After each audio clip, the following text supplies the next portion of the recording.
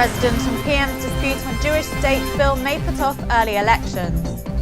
Vote on Zoabi bill delayed due to Rivlin appeal. Sarkozy pushes party to vote against Palestinian state. And winter storms continue around the country.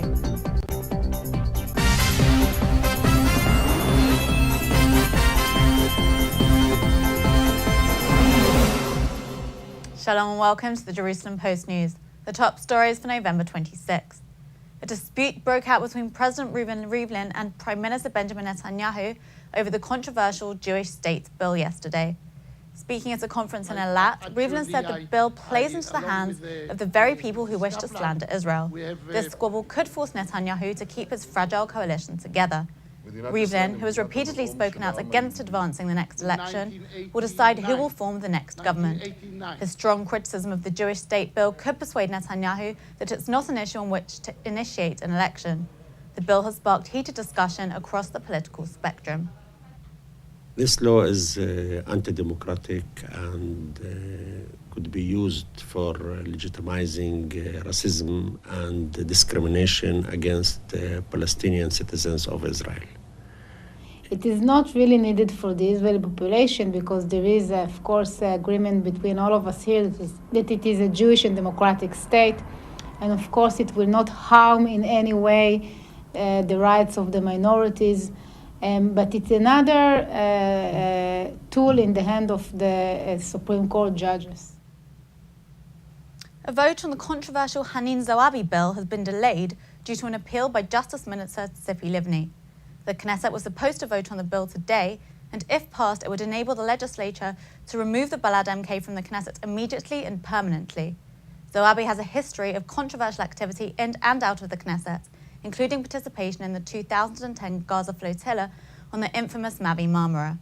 The bill, proposed by MK David Rotem, would permit the Knesset to ban an MK who encourages terrorism and acts against the state, even if he or she has not been convicted of a crime.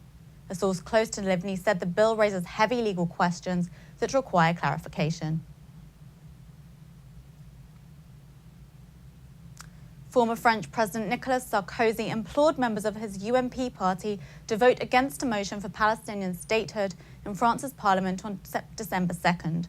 Referring to last week's deadly terror attack on a Jerusalem synagogue, he spoke out against unilateral recognition at a time when there is no peace process. Israeli officials said, unlike votes held recently in other European parliaments, a substantial minority is likely to vote against the motion in the French parliament. Netanyahu addressed the issue of European recognition of a Palestinian state in a meeting yesterday with his Czech counterpart, Bohuslav Sobotka. These twin needs of mutual recognition and solid security arrangements on the ground, which are so essential for peace, these are not addressed by the European countries that unilaterally give recognition to a Palestinian state. I think that's a big mistake for peace.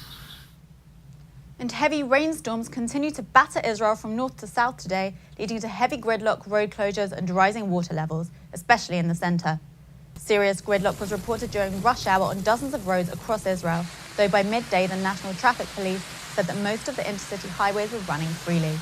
The rains hit central Israel the hardest, with certain areas receiving between 60 and 100 millimeters of water, while in areas in the Golan Heights there were 30 millimeters of rain.